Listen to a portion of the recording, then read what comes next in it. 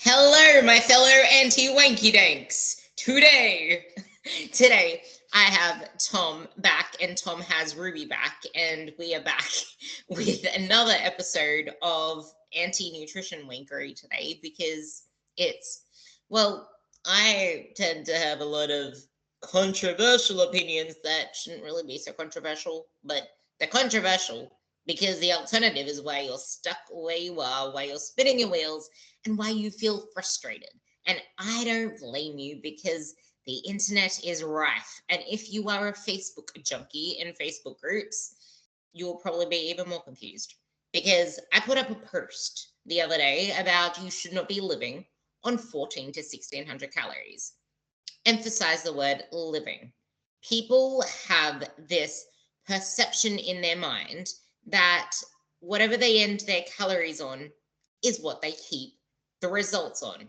And that is far from fact. That's number one. Number two, diets aren't meant to be sustainable. What you do to lose weight is not what you do to keep the results. Same similar thing. But if you listen into our last podcast, where we talked about how if you think you're maintaining on 1500 calories, you're not actually maintaining on 1500 calories, it's suppressed maintenance. Your metabolism is adaptive. We didn't have something planned to rant on about the fallacies of freaking macro trackers. I have a 5-minute rant of my own on that because macro trackers, macro calculators, can you do a macro check for me, please? Is all full of nonsense. They don't know you and they don't know your history. And that is a huge thing.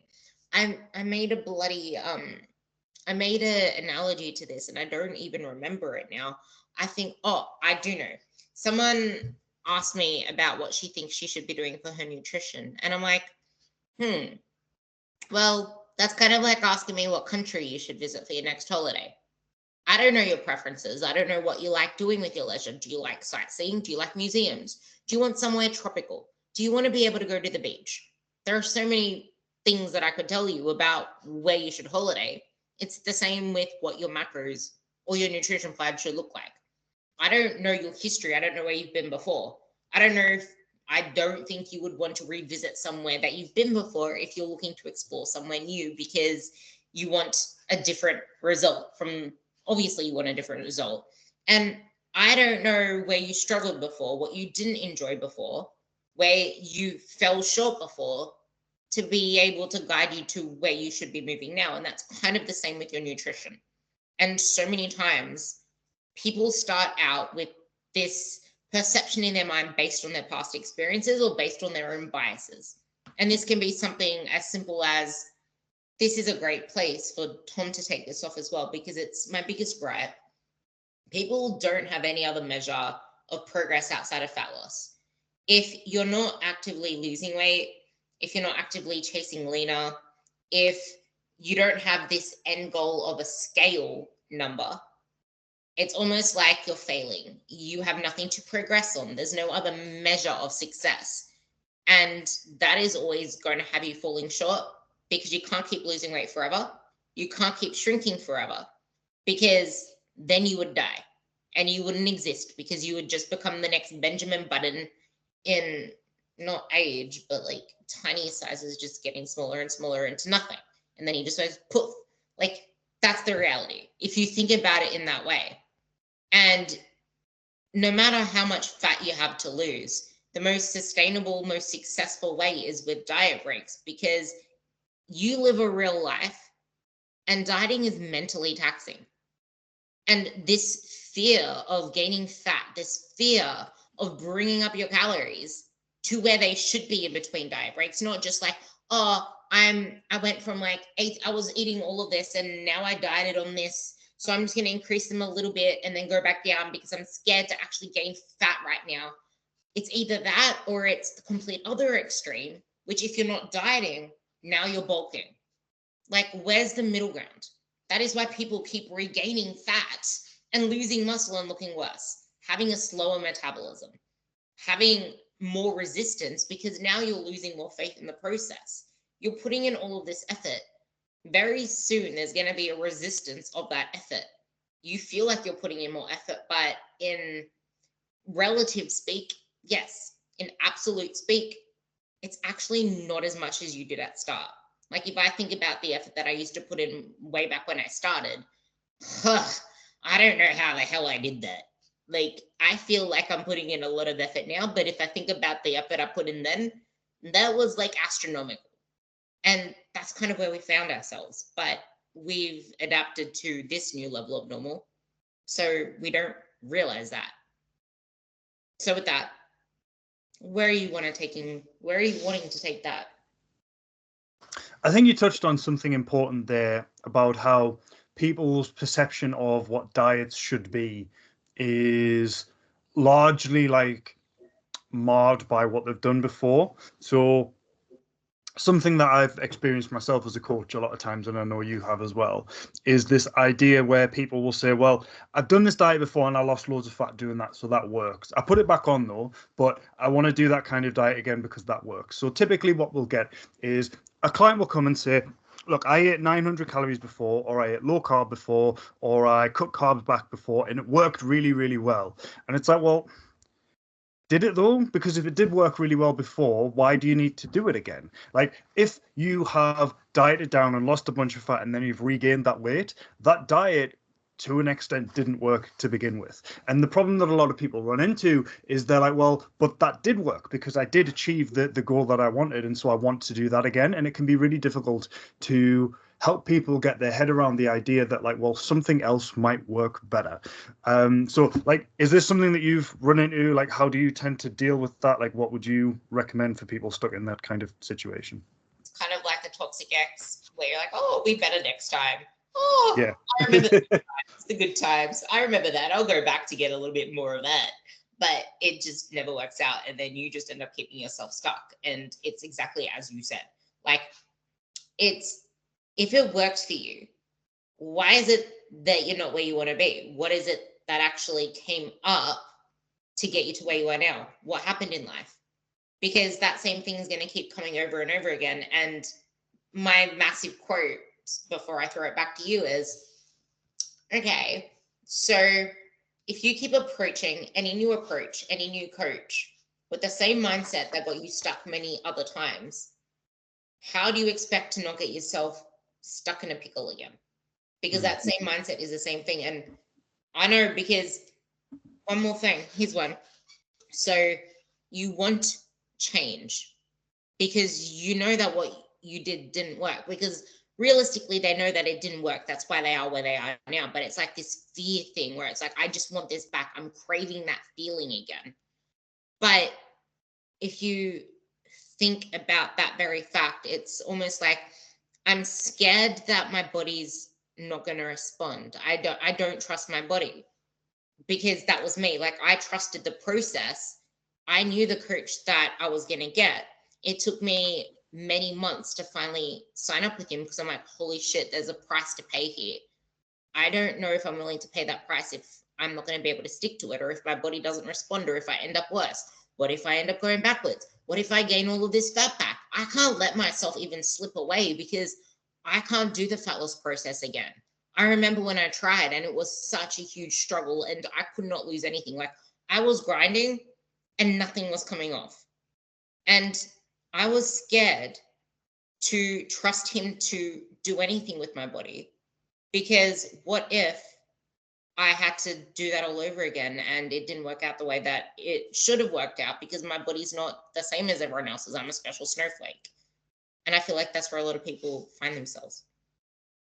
Absolutely. Like, people get into this comfort zone of what they're doing right now, and it can be really scary to change. Like, I experienced this myself. Like, I signed up with a coach recently. I'm now training very differently to what I was training when I was doing it myself. And it is almost, you have this resistance of like, no, but it was working before. But the fact is, it wasn't. Like, if it was working before, you wouldn't have signed up to a coach. If what I was doing was getting me as strong as I wanted to, I wouldn't have signed up to a coach, right? And I think there's always this disconnect Because the person that you are when you're sat there thinking, right, okay, I need to hire a coach because this isn't working, is almost like a different person to the person that's then sat there looking at their program or their diet, whatever. And what people get trapped in is this idea of doing more. It's like, oh, well, this coach has me eating more food instead of less food. This coach has me doing way less volume instead of the more volume. I'm scared of doing that. I'm scared of training sensibly instead of battering myself into the ground. I'm scared of eating sensibly rather than being as restrictive as humanly possible. But the fact is that wasn't working before. Otherwise, you wouldn't have sought help. And when you seek help, you are going to be told to do something different to what you're doing right now, because what you're doing right now isn't working. And I 100% get that, because it is this like visceral reaction where if you've been talking to yourself for the past months, being like, right, this isn't working, I need to train harder, I need to train harder, I need to eat less, I need to eat less, I need to eat less. You get trapped into that kind of vortex of doing more to do more to do more to do more to do more. And the idea of doing less doesn't even occur. So when it's almost imposed upon you by an external party, you have this like immediate, I'm going to say again, a visceral response. It's like, I am terrified of doing this.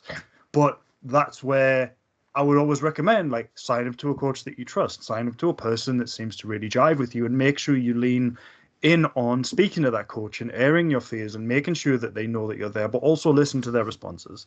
Because it's okay to be scared of like changing stuff, but you need to change the stuff anyway. That's what you're kind of here for, right?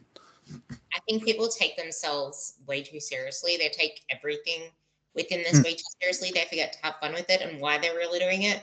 Because it's not to see the scale go down if you really think about it. It's like, what are you hoping to get out of that? Is it to feel more confident? Is it to not feel as shit as you do now? What is actually causing you to feel shit? Is it your habits? Is it your lifestyle? Like, what is it in particular? Because if you put, this is like my massive thing, and I don't know how many times I need to say it until people make this connection, where if you think of your life as a pie, you have your values in there. If your life is so brilliant, then why isn't more of that pie taken up with your life instead of self-berating on yourself, doing everything you can to focus on shifting your body, but then understanding that does not mean letting yourself go. Like, this is why I try to show my physique within this as well, but it's also embracing there are seasons in life. There are seasons. And it is really beneficial to stick through with your coach during these seasons, because it is very easy to either get too hard on yourself or too soft on yourself and end up where you don't want to be. Because that's why coaches are called coaches, not trainers. They are there for so much more to help you with your minimum effective dose, with what you need as support. Like, they're proactive care, not reactive care where you're paying double the cost to now recoup your health, because you're also paying the cost physically, not just financially. And you're most likely paying for it emotionally and mentally too. So there's that to think about. But it's also, if you think about that pie, those habits, putting more into your life, is going to allow you to keep doing this for a long period of time, because it becomes more sustainable. And I said this in my stories the other day, where we didn't start off enjoying what we do. We didn't start off super motivated. But after repeating the actions over and over again, we realized how much it benefited our lives, how great we feel for it, how much it's allowed us to give to others. Like, it's benefited us. So we keep doing it. But I was just telling Tom before the podcast today that my squats, some of my lifts have been feeling absolutely shit. And I have not had the motivation to do those things. So yes, I'm pushing through it. I pushed through it. But now what's the next move? It's having that looked at by my coach next week when I start the new program, after doing the one that I've just been doing for friggin' 10 and a half weeks. So it's kind of like, okay, so what's the situation right now? Can we push through it? Is this still an issue? Let's pivot. Let's adapt. It's that adaptability that makes you successful. Because the perfect plan, like, I want to go back to the sustainability part, and then we're going to move to expanding the meaning of progress. But the sustainability part is not like, this isn't sustainable. Like, what you're doing for fat loss isn't meant to be sustainable, like I said. No. And there are periods within your life where that isn't going to be sustainable long term. The meaning of balance always changes. If training 5 days a week is something that you were able to sustain once, being able to pivot and say, okay, let's go to 4 days when life gets crazy is actually success, because now you're able to keep doing it. And it does not mean you're going to move away from progress. Yes, you've removed one set of stimuli, but it doesn't mean all of a sudden you're going to lose progress. If anything, you may be able to start recovering better. You give more to life. Then you get more out of those sessions that you're actually doing. Your nutrition might improve because now you have more focus on that nutrition. And it's something that Tom and I are going to talk about on our next episode. He still has to pick a research paper on nutrition, but it's going to be more related to this sort of kind of like topic so that it's hand in hand. But it's okay, so when does more actually start becoming even less? How does more actually lead us to regress? Because sometimes doing that more can be the very thing that's leading to you gaining weight when you're meant to be in a quote unquote deficit. And there's reasons for that. And a lot of it is us not understanding we are humans in a dynamic environment. We are influenced by so many things outside of what we can currently perceive, which is kind of what you said with we do things based on what we know. But we're going to talk about that next podcast, so you better want to stay tuned. But this whole meaning of progress thing and what to focus on. Because as you said, we are so focused on the way that we used to do things. We don't have any other meanings, like any other measure of progress. Like, if I believe one thing, it's that people should focus on some kind of athletic thing. So the question should be, what can my body do? And this goes for people who want to build muscle, people who want to lose fat, and also people who do just want to focus on athletic outcomes. And the reason for that is because if you think, right, I want to be able to get my body to do X. Let's say I want to hit a 20-minute 5K. Even if you want to lose weight, you think, right, I want to hit my 20-minute 5K. So I need to go out and do the running and all of that. Yes, I also need to be in a calorie deficit because I want to lose fat, but I can't go too hard because then it's going to start affecting my running ability. And what that does is it constrains you to a diet that's actually sensible. And the same thing is true in the other direction. Like if you're trying to lose fat and gain muscle, again, well, if I diet too hard, it's going to cock up my training sessions. And being in this mentality, what it ultimately leads to do is it tricks you to dieting sensibly. It tricks you into not dropping fat so fast that muscle just falls off. It tricks you to not dieting so quickly that you just feel horrendous all the time. And that makes it sustainable. It also provides other benefits. Like if you have a week where the scale goes up, but your 5K time comes down by 20 seconds, cool. We're still moving in the right direction. We're still progressing with that. And finally, it gets rid of the what now situation after you finish the diet. There are loads of people who come to me who've lost weight and then put most of it back on, who said like, well, I lost fat and then I just kind of didn't really know what to do then. And that problem comes because that fat loss isn't a great goal on its own for most people. Yeah, obviously, if you're in a situation where body fat is affecting your day-to-day life, like if you've got a lot of weight to lose, if it's affecting your health, then yeah, that's one thing. But for most people, especially the people listening to this podcast, the majority of you are of a healthy weight already. You're just would like to be leaner. And unfortunately, that just tends to not be a great goal on its own because it doesn't lead anywhere. It's like once you're leaner, what now? Are you going to get even leaner and do a photo shoot? All right, cool. What then? You're going to get even leaner and compete? Great. What then? At some point, you're going to have to do something else.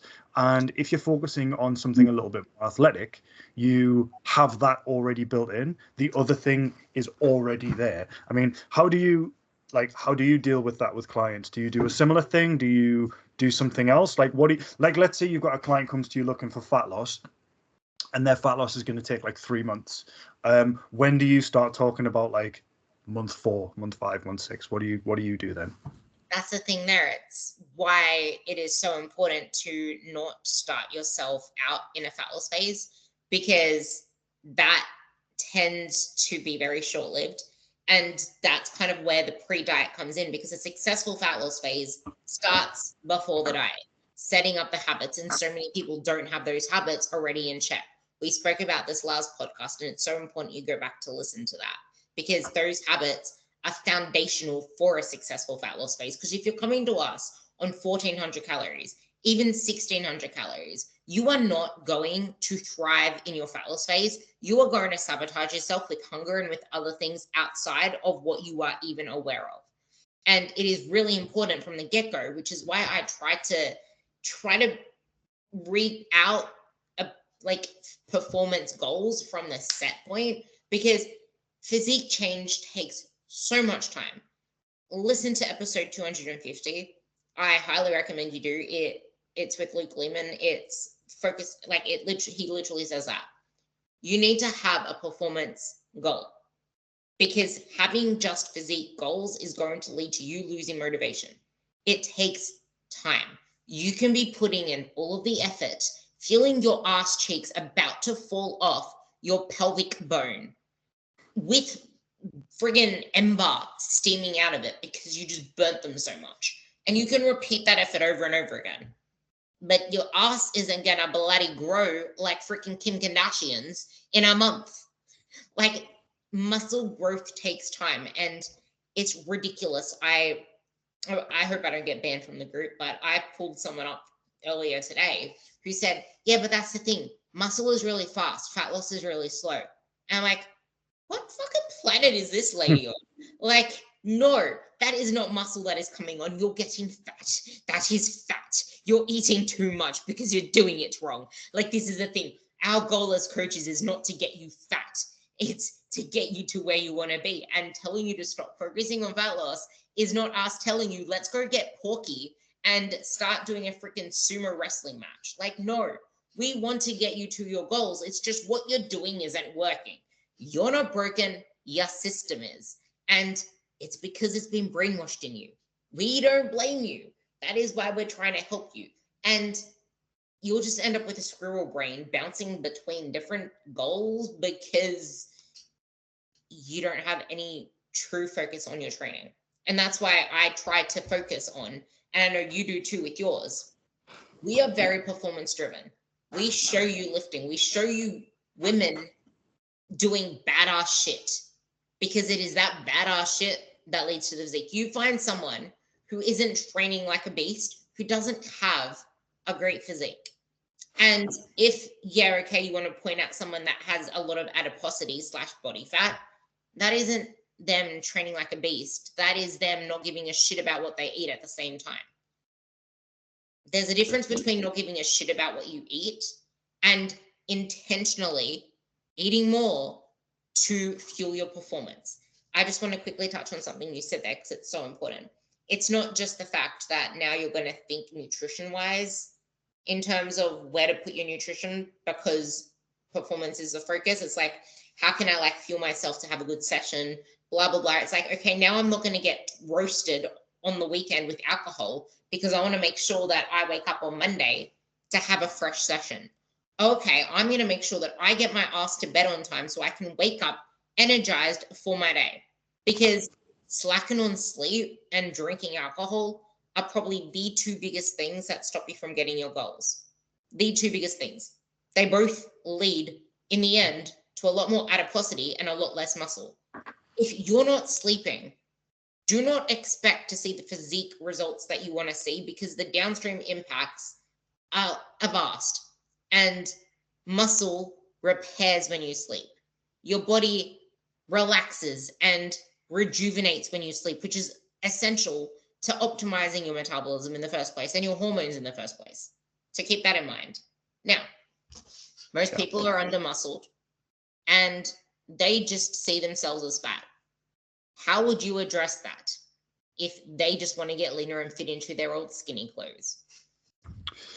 I mean, it obviously it depends on the levels, right? Like, again, if I'm working with someone who is significantly overweight to the point where like this is going to be affecting their cardiovascular disease risk, it's going to be affecting their daily mobility and stuff, that person, let's just start dieting straight away.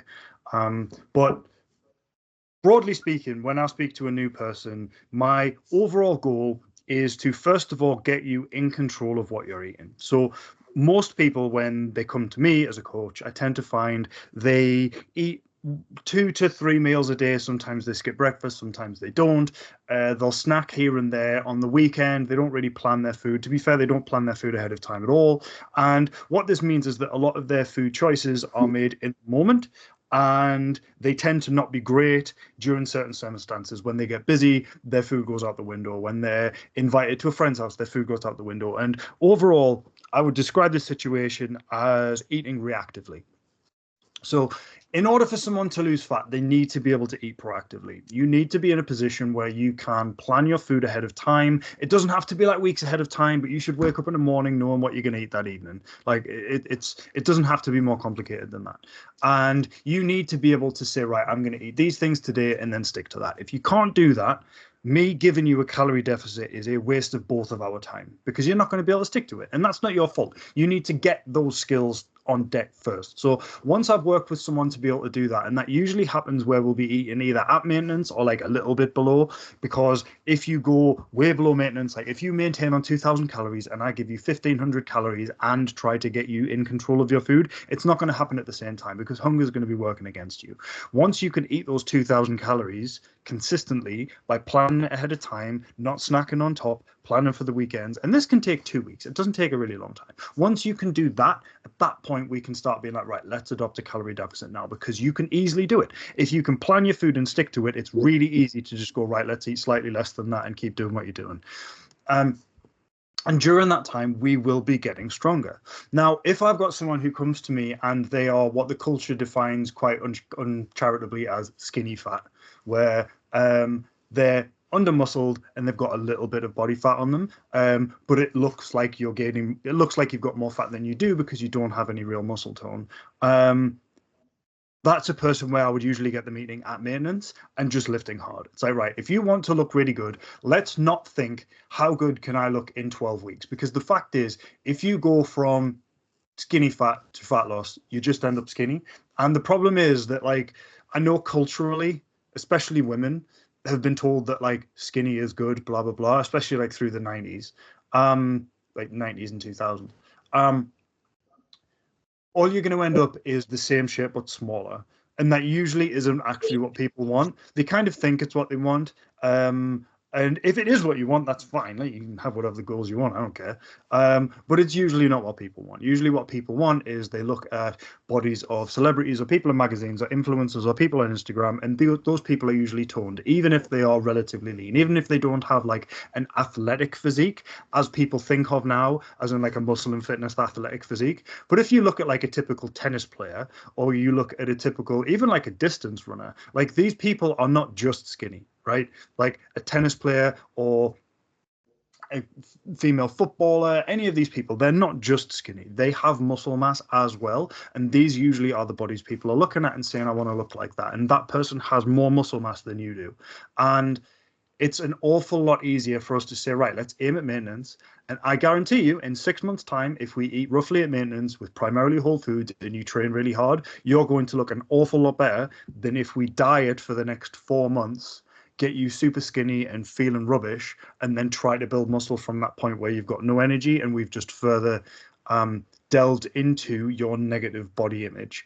Like, working with people on body image is difficult. It's a huge component of what I do, and it takes a lot of time, and I'm always so proud of every client that works with me on that, because it does take a lot of patience, and it also takes a lot of faith, because when you've got negative body image, what you feel like you need to do is change your body shape. And the problem is that body image isn't your shape, right? It's your interpretation of your shape, and that interpretation has the brain component, and usually it's the brain component that needs working on. So again, shifting focus away from I need to be smaller, I need to be skinny, I need to be smaller, I need to be skinny, is difficult, but it's something that you need to do. Huge parts of doing that are, yes, focusing on an athletic goal, but also buy more clothes. If you've dieted down in an unsustainable way, got really skinny, and then bought clothes at your unsustainably skinny size, when you regain weight, which is inevitable because you probably were too skinny or you did it in a way that wasn't sustainable, you're inevitably going to regain weight. And then if you're always going to try and get back into those clothes that you bought at your skinniest, you're always going to be upset about that. You're always going to feel like you're out of shape. You're always going to feel like you've gained weight. And it is really difficult to do. Ruby, I know you've spoken to me about clients like this before, where like it is hard. And if you bought clothes at that point, it does feel like a waste to throw them away. But what's the alternative? You're either going to throw those clothes away, buy some clothes that fit, look and feel good in them, and then train and work on your athleticism and work on your body image, or you can keep beating yourself with that stick, and it's probably not going to end well if you do that. Yeah, that's it right there. That's it right there. And it's the fact that the people that you're looking at that look really lean, a lot of the time we think that they look leaner than we are, but a lot of the time we are actually smaller than them. They just look a lot fitter. They look a lot more athletic. They are bigger than what we imagine. And it took, like, I didn't realize that this goal physique that I was looking at was 8 kilos heavier than I was wanting that body because it looked leaner.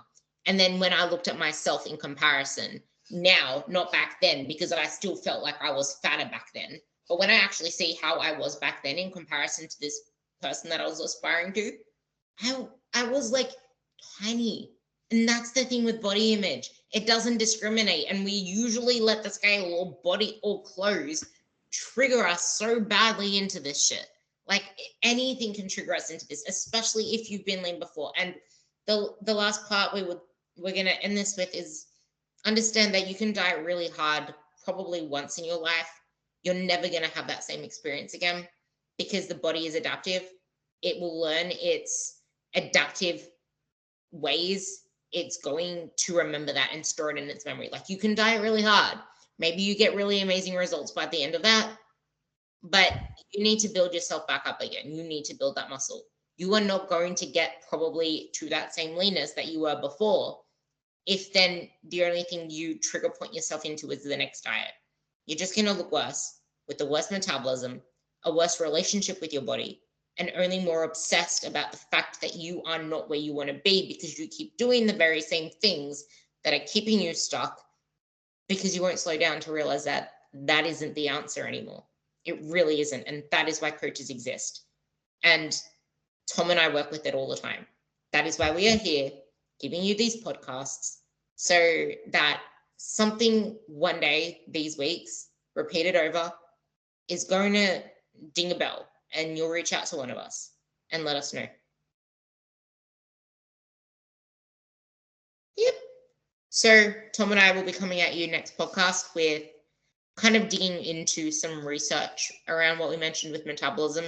I don't know what he's going to pick up with nutrition, but I'm excited because I feel like it'll be really great to bring some research that we discuss back and forth on a nutrition topic and an exercise topic and one that's related and relate it to different situations, pull it apart because a lot of the time it's not very nuanced related to who we deal with.